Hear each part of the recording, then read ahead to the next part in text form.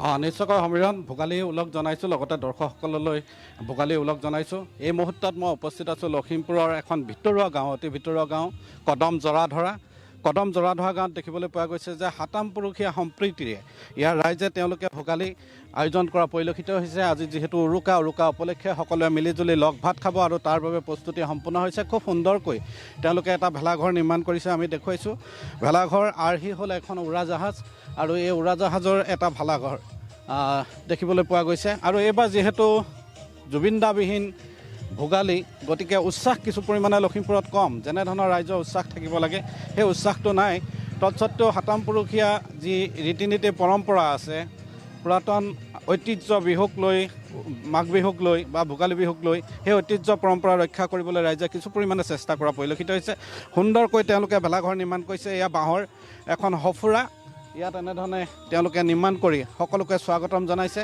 আৰু যিখন গেট বনাইছে তেওঁলোকে এয়া কলপটুৱাৰে এখন গেট তৈয়াৰ কৰি লৈছে। আচলতে ভোগালী বুলি ক'লে যি এটা পৰিৱেশ হ'ব লাগে, সেই পৰিৱেশটো আমি দেখুৱাইছোঁ। এয়া সম্পূৰ্ণ সন্মুখত ভেলাঘৰ আৰু বিয়লি হোৱাৰ লগে লগে, বেলি ডুবাৰ লগে লগে তেওঁলোকে মেজি জাপিব। আমাৰ যিহেতু উত্তৰ অসমৰ ফালে কাঠৰ মেজি জ্বলোৱা একোটা নিয়ম আছে, খৰিৰ মেজি, গতিকে ডাঙৰ ডাঙৰ কাঠৰ কুন্দা আৰু খৰি ইতিমধ্যে তেওঁলোকে যোগাৰ কৰি ৰাখিছে।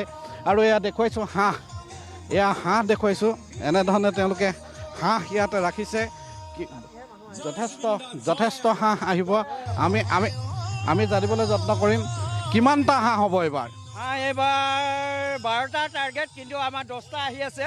10টাৰ ভিতৰত এই 4টা মানে হেৰি কৰিছে, বাকী এইকেইটা পাছফালে মাৰি আছে। হয়, 12টা টাৰ্গেট এইবাৰ। আজি কি আছে ভোগালী উৰুকাত? আজি প্ৰথমতে হাঁহ আহিছে, তাৰপিছত আৰু মাছ আহি আছে। ৰাইজে নিজৰ ভাগে চবে আনি গোটাই আছে আৰু দিনৰ পৰা যোগাৰ নেকি? হয়, দিনৰ পৰা যোগাৰ। কালিলৈকে প্ৰগ্ৰেম আছে, একেবাৰে মেজি চেজি জ্বলোৱালৈকে ইয়াত ৰাইজৰ মানে। এতিয়া ভেলাঘৰ যি উৰাজাহাজ আপোনালোকে নিৰ্মাণ কৰিছে, জ্বলাই দিব নেকি? নাই, এইটো বিশেষ নজ্বলাওঁ, মানে তাৰ কিছুমান সামগ্ৰী আমি ৰাখি থ'ম।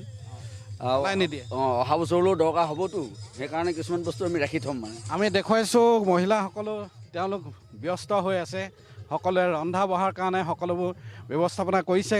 সাতাম পুৰুষীয়া সম্প্ৰীতি গাঁৱৰ ৰাইজে সকলোৱে মিলিজুলি ভোজ ভাত তেওঁলোকে তৈয়াৰ কৰে। ইয়াৰ ৰান্ধনীশালৰ যোগাৰ হৈছে কিজানি, নহয় জানো? হৈছেগৈ আৰু কি খাব আজি? হাঁহ খাম, মাছ খাম, খাচী থাকিব, সকলোৱে আৰু। গাহৰি নাখায় নেকি? গাহৰি নচলিব আজি ইয়াত? গাহৰি নচলে, গাহৰি নাখায়। আমি আপোনাৰ ওচৰলৈ আহিছোঁ। কওক কেনেকুৱা ধৰণৰ পুৰণা বিহু এফাঁকিও গাব, লগতে কেনেকুৱা ধৰণৰ আপুনি জনাওক। আমাৰনো কি আৰু ধৰক, আমি আচলতে মাঘৰ বিহু ভোজটো কথা হ'ল কি, আমি নামঘৰত অনুষ্ঠান কৰোঁ। নামঘৰত মাছ মাংস নাখাওঁ কাৰণে আমি ইয়ালৈ ব্যৱস্থা কৰিছোঁ। কিমান বছৰ হ'ল এনেকৈ? এতিয়া আমাৰ 3-4 বছৰমান হৈছে। আগত নামঘৰত চলি থাকে, নামঘৰত 50 বছৰ ওপৰ হ'ল। 50 বছৰ ওপৰ হ'ল, কিন্তু নামঘৰত মানে খানাটো মানে নিৰামিষ হয়। বিহু এফাঁকি গাওক। বিহু গাবলৈ এতিয়া আমাৰ ঐ বিহু মাৰি থাকিব মন, বিহু মাৰি থাকোঁতে নাচনি পলুৱাই নিনিবা, ঐ ভৰিব লাগিব ধন, ভৰিলে ভৰি যাম চকুৰি যতন।